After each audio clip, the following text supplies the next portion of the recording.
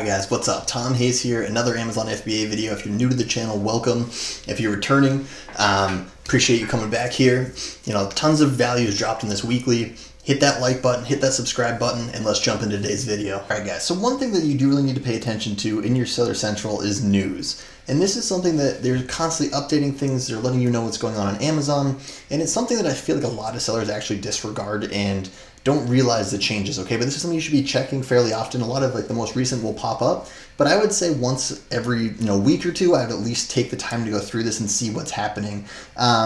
Today I do want to talk about titles because that's something that I've had a ton of questions about. And let's just hop over here really quickly, all right? So in here, this will take you directly to what that actual news article is about. All right, and this is actually about how Amazon is going to start suppressing listings with titles that don't meet the criteria.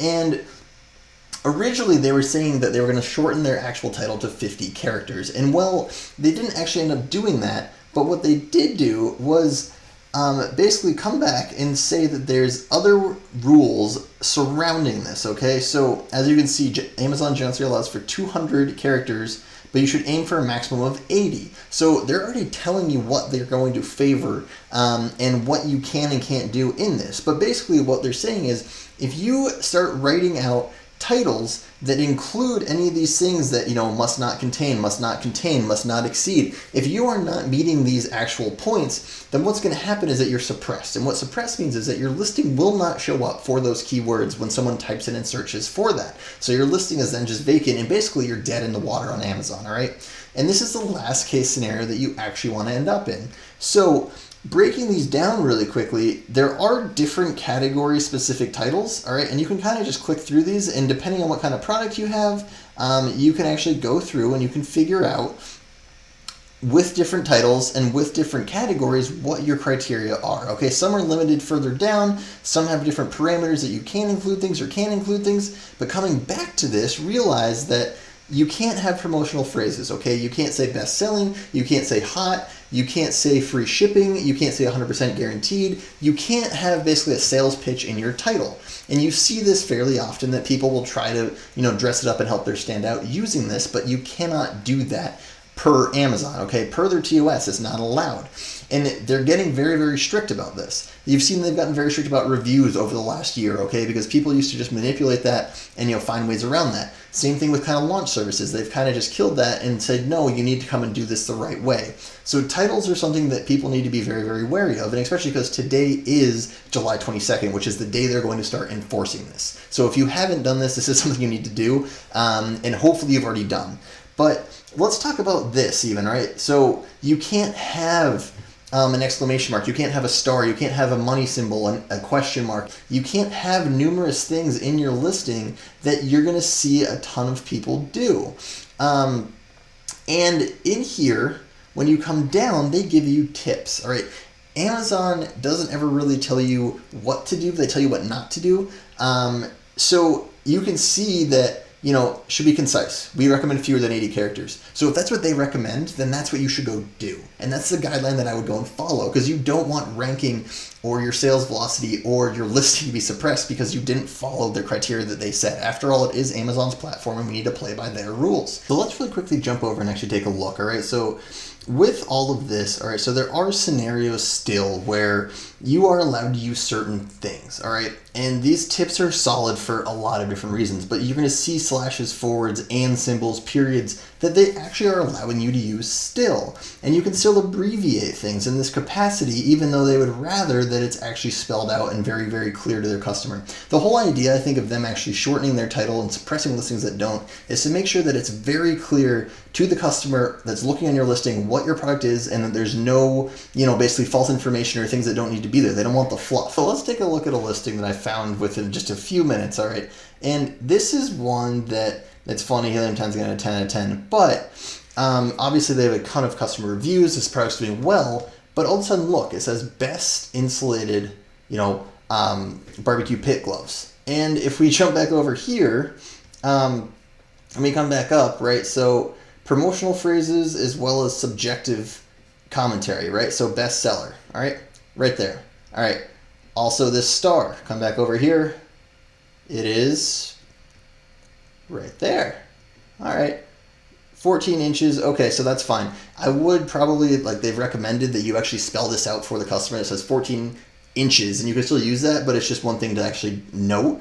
Cooking and frying, exclamation point, star. All right.